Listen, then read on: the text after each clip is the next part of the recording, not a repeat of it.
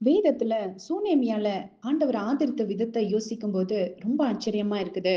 ஏன்னா, பஞ்சக்காலம் வர்றதுக்கு முன்னாடியே தீர்க்கதரிசி அவங்களுக்கு எச்சரிப்பு கொடுத்து, "நீங்க வேற எங்கேயாவது போய் பொழைச்சுக்கோங்க" அப்படின்னு சொல்லி அவர் எச்சரிப்பு குடுத்து அனுப்பிடுறாரு.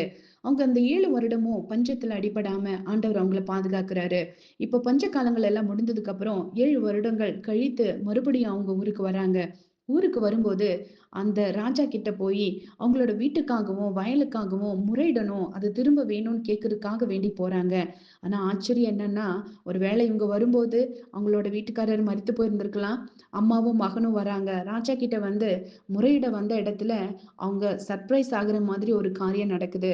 ராஜா என்ன கட்டளையிடுறாருன்னா, இந்த அம்மாவுக்காக ஒரு தனி பிரதானிய வச்சு, அந்த அம்மா செழிப்பான நாட்கள்ல வயல்ல என்னெல்லாம் விளைஞ்சதோ, அவங்க ஏற்கனவே கனம் பொருந்திய ஸ்திரியா இருந்ததுனால, நெறைய வயல் வச்சிருப்பாங்க. அந்த வயலின் வருமானமும் அதிகமா இருந்திருக்கும்.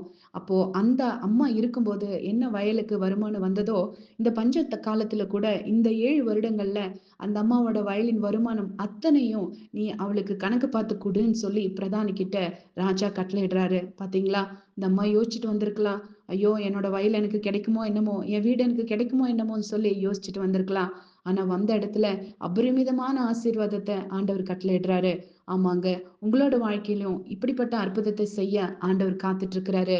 விசுவாசத்தோட நம்ம எப்பவுமே ஆண்டவருக்கு பயந்து வாழும்போது, தம்முடைய பிள்ளைகள் வெட்கப்பட்டு போறதுக்கு ஆண்டவர் அனுமதிக்கவே மாட்டாரு.